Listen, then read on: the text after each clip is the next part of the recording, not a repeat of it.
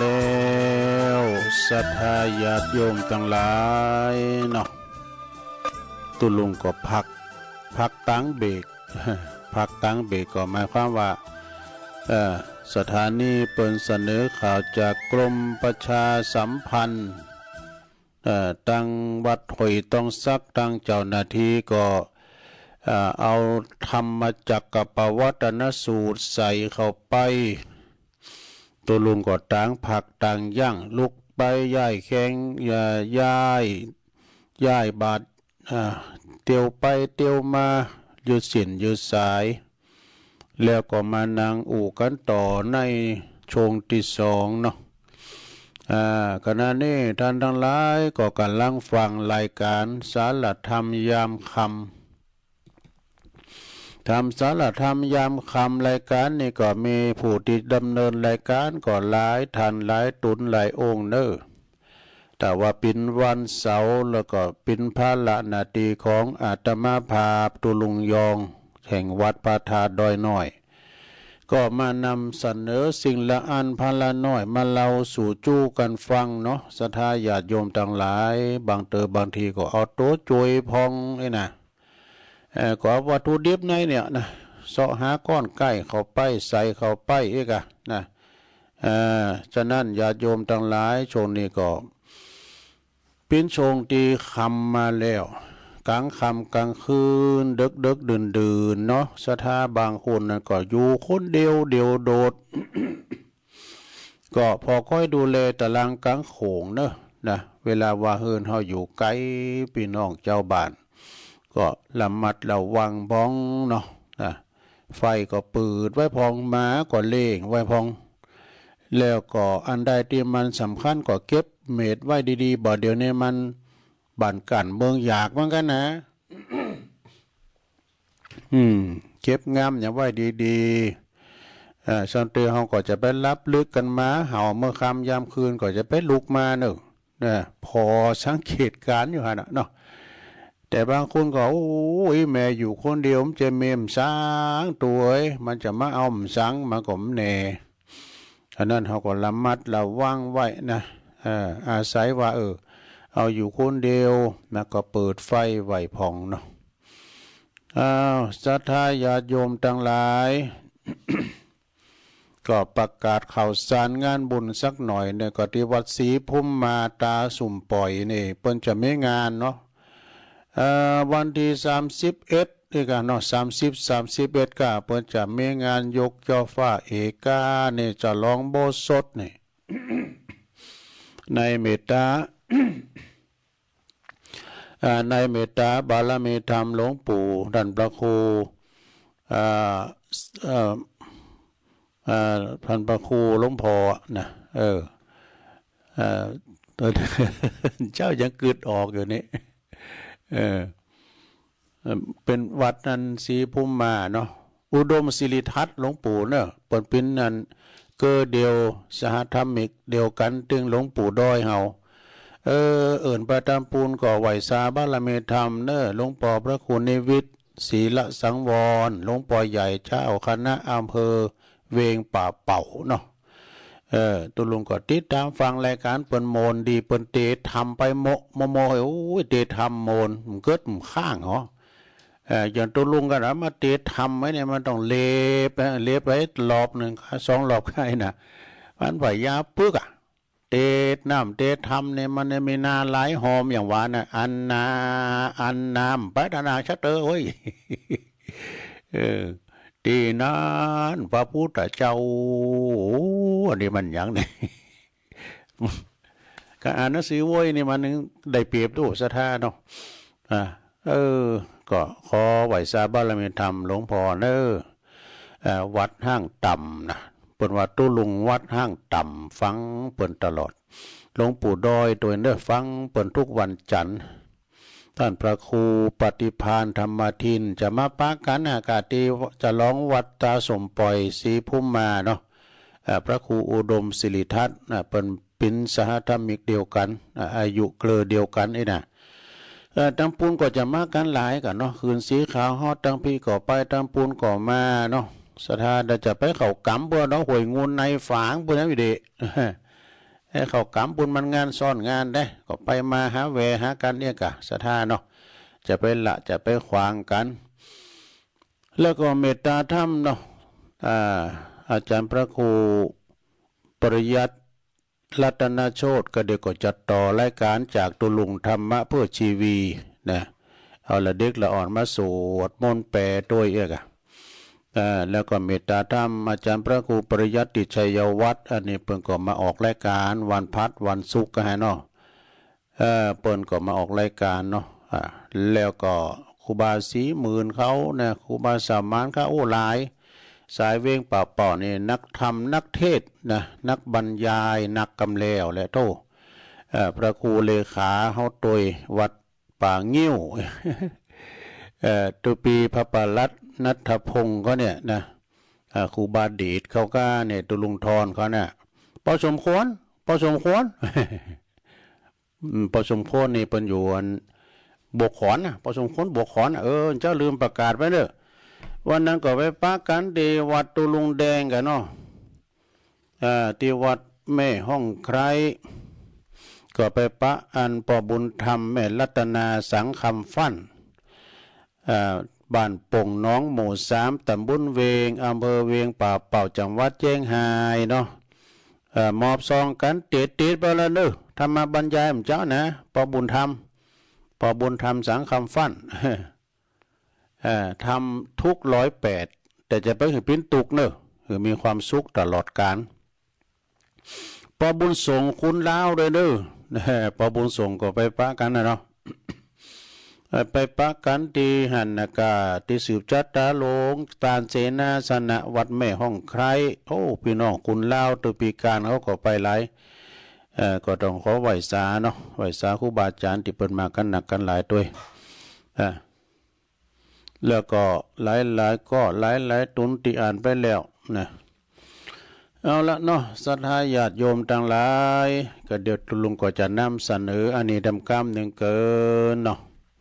จะได้ก็ไปปักกันที่วัดศรีภูมิมาเนอตาสุ่มปล่อยเนอ31นะพี่น้องเวียงป่าเป่าคณะคืนสีขาวผมจะไปพระนักจัดรายการไปหันมดแต่ก็ไปปุ่นก่อนนะไปห้วยงูในฝางก่อนตั้งดอยหล่อนี่ก่อนนำทีมโดยท่านพระครูอภิวัฒนวิกรมตุลุงเขาก็ไปกันหมดนะลูกกุ้งบนโดบนไปก็ไปบนอยู่ก็อยู่นะเป็นว่าอยู่เป็นว่าไปลูกกุ้งบนตั้งดอยสะเกก่อนนำทีมโดยตุลุงแดงพระครูชลทานพิทักษ์ตั้งลำปางก่อนท่านพระมหาสมชาตปัญโยและตั้งปุณตั้งเวียงป่าเป่าก่อนนำทีมโดยตุลุงดอยท่านพระครูหลวงพ่อใหญ่เขากันเนาะท่านพระครูนิวิศิลสังวรเนี่ยกะนะท่านพระครูปฏิพันธ์ธรรมทินแล้วก็ตุปีอ้อยตุปีบุญเขาไปกันเด้อไปเปิดหูเปิดตาเนาะเปิดหูเปิดตาด้วยกันศรัทธาญาติโยมทั้งหลายเมืองฝางไปกินสุ่มสดจากโซนสุ่มสายน้ำผึ้งลำดีเนาะเหมาะเอาแล้วตอนนี้ไปจะเอาหยำมาสูงใหญ่เตาเอาหยำมาสูงใหญ่เตาอันตอมหยังเตาดอยลองฟังข้อคิดเรื่องนี้เนอะเปิ้นว่าสูงที่สุดกับว่าใจต้องฟ้านะเตาต้องฟ้านี่มันจะไกลขนาดไหนเพื่อยังใจว่าสูงตัวสูงที่สุดคืออย่างต้องฟ้าน้ำใจแต่มันคือความทะเยอทะยานอยากดูความทะเยอทะยานนะความทะเยอทะยานนี่มันมีแต่ไทยตุลุงทองบนเราไว้วามก่อนมันสุมาจะมีสุนัขะตัวหนึ่งมานี่นะมันก็มีความทะเยอทะยานมันหันด้วนเนี่ยเดินคือเกิงกลางเนี่ยนะมาหันว่าโอ้ยเดินเนี่ยมันงามล่ำเหลือนะข้าขอพาธนาเนาะนี่เป็นนิทานบนกันตายมาขอได้เกิดเป็นเดินในกรรมหนึ่งข้าขอไปเป็นเดินในกรรมไหมนะไปเป็นเดินแต่กะนี่ในความกุศลนามความทยานมันนะฝันว่าไปเป็นเดินแต่เดินก็ส่องได้หมดคนบ้านคุณตุกคุณยากบ้านคุณลำคุณลอยส่องได้หมดเพราะว่าใต้แสงด่วนเนี่ยเดินก่อนจะอับแสงไปก็ต่อเมื่อเมฆฝ่ามาบัง เนี่ยมาปิดมาบังไว้ก็ว่ามันแจ้งดีใสงามแล้วก้าไอ้ว่ายามาก้านเมฆก้านฝ่าอยู่ขอตายจากเดินไปเป็นเมฆคำรอไปเป็นฝ่าก็บดบังได้หมดเป็นฝ่าเป็นเมฆก็บังตะวันบังเดินบังพระอาทิตย์ได้หมดหือมืดคลุมไปโทโลกได้แต่ก็ว่าเมฆฝ่านี่มันก้านยังก้านลุ่มดำแล้วลุ่มพายุมาปัดมันก็เป่งวะไปขอตายจากเมฆจากฝ่าไปเป็นลุ่มมันกำลอยไปเป็นลุ่มก็ปวดรู้ศรัทธามันนั้นปัดมันเป่าจุดว่าเก้าไม่ฮักลักกูดบ้านจองฮอเฮ้อเนี่ยลุ่มละเนละนาดเพราะว่าลุ่มนี่นะศรัทธาลุ่มมันแห้งดอกปัดปังมดบ่าววัดมันก็ปัดปังมาย่ำโกเป็นบาปโหงผักมันก็ปัดมาย่ำโกตำรวจจับมันปัดหมดแต่ลุ่มมันก้านยังก้านจุ้มปลูกคำแล้วปัดจะคือมาถึงเฟิงไหวจุ้มปลูกนี่นะเอาล่ะควายมาต้นนั้นมันก็ขอตายจากลุ่มมาเป็นจุ้มปลูกทำการเป็นจุ้มปลูกก็พุทธมันคงดีแต่มันคงดีแต่ก็มาก้านลุ่มก้านควายควายมาสีทั้งวันควายมาสีทั้งวันโตควายมันเอาต้องเขาสีผ่องควายเอาเขามาคุยผ่องเขาตายจากอันจมปลูกไปเป็นควายขึ้นมาการเจิกทั้งหมด เวลาปนมัดไหมมันถึงไปน้ำได้ด้วยอันควายมัดติดลักก็ไปในบ้านใดแล้วการเจอขอท้ายจากควายมาเป็นเจอก่อมัดยังได้หมดเจอมันการยังการหนูทั้งหมดเนี่ยหนูมาคบขนาดแล้วจะสีโดนโบ่งนะเราเจอแล้วด้วยก่อมได้นะ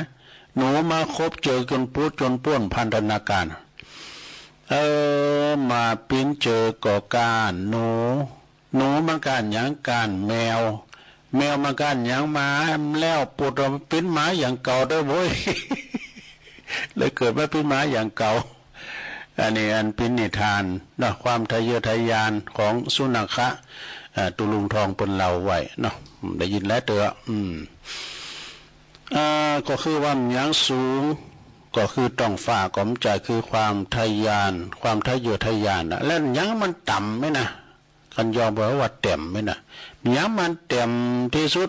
ยังคือมันต่ำที่สุดลองตายมาเราคืออย่างมรณะหกอเวจีกานี่แต่มันบัดใจมันคืออย่างที่ต่ำที่สุดคือความอกตัญญูเนรคุณวันนี้ต่ำที่สุด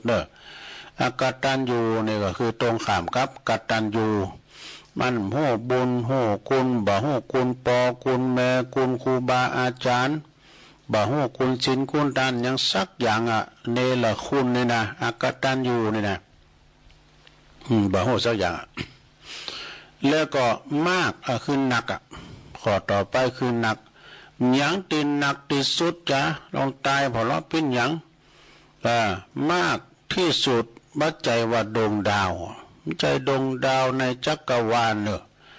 ดาวในจักรวาลในกับเวลามันบ่มีฝ่ามีเมฆหาเนี่ยบ่โตดาวงอนไทยกาดาววีไก่น้อยดาวจักเขดาวโมกองดาวผักกายมันมีหลายดาวเทม มันถึงนับเป็นเป้ปุ่นดาวเลยนะมันบัจจัยดาวบัจจัยดวงดาวที่มากที่สุดบัจจัยดวงดาวในจักรวาลแต่มันก็คือกิเลสตัณหาความอยากของคุณเฮาเนี่ยมีหนึ่งแล้วก็ยังบ่พอใครได้นักไปติ๊กเงินคำกำแก้วมีความตัณหามีความมีกิเลสตัณหาเหมือนกันหมดนี่ปนบานะแต่อังพระจะมีหนักมีหน่อยต่ออ่านนี่หรอกมากที่สุดปัจจัยดวงดาวก็คือความกิเลสตัณหาความอยากนั่นเองเอาน้อยที่สุดหรอน้อยที่สุดเป็นอย่างน้อยที่สุดปัจจัยเศษสตังค์จะตัวเหรียญ50เหรียญบาทมันใจแต่มันก็คือความสำนึกดีนี่ ความสำนึกดีมีความสำนึกดีๆต่อกุลเนาะกุลปอกุลแม่ว่านเด้อนะสำนึกดีๆก็คือ สำนึกความดีลึกนะคือว่ามันจะลึกหนามันจะด่าลึกก็คือลึกที่สุดนะน้ำมันลึกลึกที่สุดคืออย่างลึกที่สุดว่าจะไต่ต้องมหาสมุทรเนอะมันจะได้ไต่ต้องมหาสมุทรทะเลแต่มันก็คือก้นบึ้งจิตใจของมนุษย์นี่หอมโหนี่ใจเนาะหันหนามหันใจเนาะสนาเนอะใจนี่เลิกขอมือเดียวอย่างจิตใจไฟมันนี่นะแล้วทำอย่างหนึ่งทำอย่างหนึ่งต้นเป็นว่าตื่นเจ้าเลิกเดี๋ยวนี้ตื่นนะมั้งเนี้ยตื่นที่สุดลองละตายพอแล้วตื่นที่สุดเพราะว่าบัจจัยผิวน้ำแต่มันก็คือความคิดนะความคิดตื่นนี่จ้ะ ความคิดตื่นก้าไอ้หนอแล้วก็นักเนาะนักที่สุดนี่เป็นอย่างภูเขาก็มใจ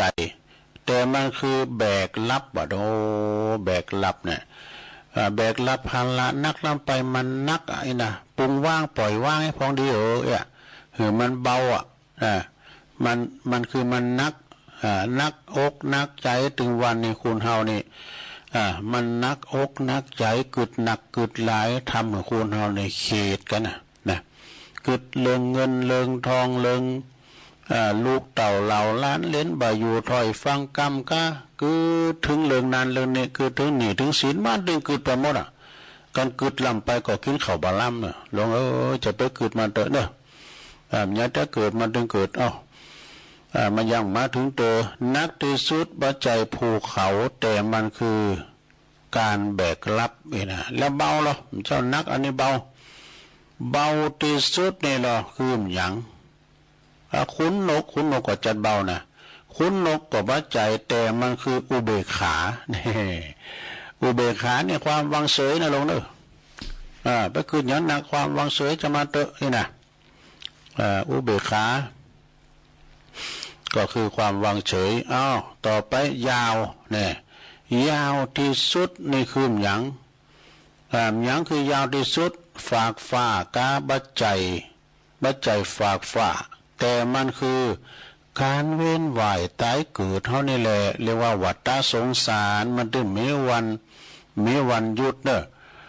มันคือเป็นระยะยาวคนเฮาในตายเกิดมาละขี่จินขี่จานไปโหเนาะเวลาละอ่อนเกิดสมัยเมื่อก่อนละอ่อนมันเกิดหนักเนี่ยเดี๋ยวนี้มีละอ่อนเกิดไปให้นี่คุณจะตายหนักหรือเกิดนะ ถึงวันเนี่ยเนาะละอ่อนก่อนนี่เกิดมาบนวันเอาไปไกวอู่ก้าเอาไปดูเมื่อแล้วฟันก้าไผ่มาเกิดใกล้เนี่ยก็อันคุณนั้นน่ะกะเนี่ยเตอก็ปอเกิดมาเป็นลูกของลูกกำก็มีจิตเขาต้องไอ้เนาะก่อนนี้มาเกิดมาไผ่เกิดมาไผ่เป็นคุณมาเกิดเนี่ยนะมันก็มันจะเว้นไหวแต่เกิดมาเนี่ยยาวนานเนอะต่อไปสั้นเส้นนี่เนาะย้ำมันสั้นที่สุดช่วยปรับโทนสีเหลืองบนผิวฟันทันทีหลังใช้ชอบกินแม็กกี้กับอะไรครับชอบกินแม็กกี้กับไก่ย่างหยอกแม็กกี้กับไก่ย่างร้อนๆแม่แม็กกี้อะไรมันสั้นที่สุดบัจจัยว่าคุณให้ไม่ใช่ขนไรนี่แต่มันคือลมหายใจในชีวิตนี่ลมหายใจในชีวิตนะเนี่ยหายใจเขาลึกๆตุหลวงพ่อมานิดว่านะอาจารย์วรรณชัยก็ว่าหายใจไปหายใจขวางพอลุ่มหายใจเขาหายใจเขาลึกๆหมอเพิ่นก็จึงแนะนำว่าหายใจเขาลึกๆผ่อนคลายขอร้อนที่เปิ้นจะกระโดดน้ำก็ที่จะมีแข่งกีฬาโอลิมปิกนะเปิ้นจะสูดลมหายใจเข้าปอดได้นะเอาพอเราเปิ้นตั้งใจได้เปิ้นต้องมีความสมาธิดีสั้นที่สุดไม่ใช่ขนไหลแต่มันคือลมหายใจในชีวิตนี่ทำกรรมลำเจ้านั้นสั่นกากเอานี่ไก่เด้อ หยังไกลที่สุดในโลกอ่ะให้ตอบได้พ้อง หยังที่ไกลที่สุดบัดใจว่าขอบจักรวาลแถมแล้วนะแต่มันคืออดีตการที่ผ่านมาเนี่ยอดีตนะมันยาวไกลที่สุดอะลงเอ้ยอดีตการนี่นะมันยาวไกลวะนะแล้วหยังไก่มันเจ้าไก่เนาะเดี๋ยวนี้หยังไก่ที่สุดอะหยังมันไก่เฮาที่สุดให้ตอบได้บ้างยกมาขึ้น อะไรมันใกล้เราที่สุดนี่มันจะมาหาห้อมได้พวกนะหยังมันไกลที่สุดแค่สายตามองเนี่ยแค่หันอยู่นะหันอยู่ว่ามันจะมาหาเฮาไว้นะเฮาหันทุกอย่างแต่มันก็คือความตายในชีวิตดูความตายนี่มันอยู่รอบตัวเฮานามักจุลาดอันว่าความตายมันจ่องมันพอเฮาตลอดเวลานะทุกอิริยาบถสี่นั่งนอนยืนเดินมันก็จ่องเฮาอยู่หั่นแต่มันได้โอกาสเติมได้แต่ถ้ามันได้โอกาสมาแล้วเจ้าเอ้ยถ้ามันได้โอกาสมามันก็เอาเฮาไปจนได้ อันความตายนี่นะเอาแล้วเนาะศรัทธาญาติโยมเอาให้ตีก่อน คติธรรมสอนอกสอนใจ เอามาเล่าสู่จูกับบรรดาปออกศรัทธาญาติโยมทั้งหลายเนาะสิ่งละอันพันละน้อยเก่าพองใหม่พองศูนย์ศูนย์อ่านกันไปแต่พองลินพองนะมนใน7 วันในมาอู่มาจ้าบอกบุญบอกกุศลเรื่องกินเรื่องทานพองศรัทธาญาติโยมต่างหลายได้ฟังกันวันนี้ก็วันเสาร์วันศีลวันนี่ก็จะเป็นวันที่28เหมือนกันเนอะศีลเดินดับนะเดิน5เดิน4จะดับเดิน5จะออกเนาะเดิน5ปิ้งนี่ปิ้งปุดเนอะปิ้งเดินปิ้งนี่นะวันมาฆบูชาก็จะเป็นวันที่12กุมภาพันธ์ปิ้งปุดนี่ก็เพิ่นก็จะตักบาตรกันไกลเนาะ ตักบาตรเตงคืนนี่นะโอ้ก่อนนี้เอากันได้เนอะตักบาตรพระอุปคุตเปิ้นออกมาปิณฑบาตนะเดือนนี้ก็เอากันอยู่เนอะศรัทธาตักบาตรเตงคืนนี่นะก็มีกันอยู่ก็มีแต่ละจุดแต่ละบาทก็มันใจโทรไปมเก่ากับเปิ้นโหมเปิ้นคักเปิ้นมันเปิ้นออกมาแล้วก็มาใส่บาตรกันเนาะจบจากที่นี่ก็ฟังอาจารย์ท่านพระมหาเสาแก้วก็ตุลุงก็ได้ได้จ้าบรรยายมาเนาะก็พอจะสมควรแก่กาลเวลาก็ได้มาสรุปว่าเจ้าก็ได้เอาธรรมทุก108มาบรรยายพอง แล้วก็เป็ดตัดเล็ดมาพองมาได้ทำพองหรือว่าเอาตังวัตถุดิบที่ว่าไปแล้วมาต่างต่างจ้าศรัทธาได้ฟังผิดพลาดประการใดก็สุมาอภัยเนอะกับศรัทธาญาติโยมทั้งหลายฟังกันก็คือได้ว่าฟังแก่งอมแก่เงากันไปนะขันรายการจะไปหาอันนี้เป็นหนังตัวอย่างเนี่ยกันเนาะอาจจะไปหาหนังแต่ก็อัน8 โมงเนี่ยก็2 ทุ่มเนี่ยเนาะ อาจารย์ท่านพระมหาเสาแก้วเพื่อนก็จะมาเข้ารายการต่อจากตุลุงนี่ไปเนาะฉะนั้นวันนี้ก็เจ้าต้องได้อำลาศรัทธาญาติโยมนำรายการจากลาศรัทธาไปก่อนจะได้ส่งงานให้น้องเจเนอะที่อยู่ตั้งปุ่นก็กล้องสัญญาณรายการต่อไปนะการต่อไปไม่ได้เปิดสายสักกรรมนะศรัทธาเอาไว้โอกาสหน้าเนาะพอสมควร ที่จริงก็หัวปนฟังกันหนักกันหลายนะเนาะในแล้วได้เปิดสายสักกรรมนะก็ไว้เตือนนะขอบคุณทุกสิ่งทุกท่านทุกคนเนอะแล้วก็เจ้าของสถานีเปิ่นก็กล้องสัญญาณนี่ไปโดยโชคดีมีใจเหมือนกันจูผู้จูคนเนอะอยู่ดีมีสุขอายุมันควันยืน